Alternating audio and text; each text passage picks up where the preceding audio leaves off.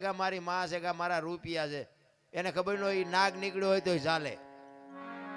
પણ હું જ્યારે થાય ને થોડીક ભાન આવે ને પછી એમ કે મારું ઘર ના મારી માન મારા રૂપિયા મારી વાડી મારું ખેતર પછી મારું મારું થવા માંડે.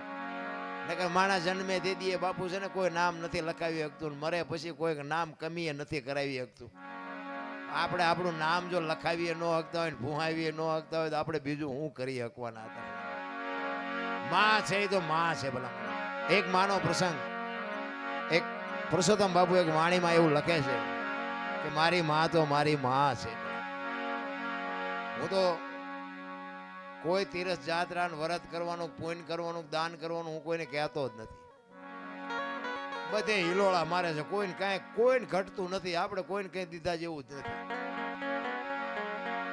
માને બાપ ને બેન હાસવું બસ. બાકી તો છે ને મંદિરમાં મૂક્યાનો માર્ગ નથી.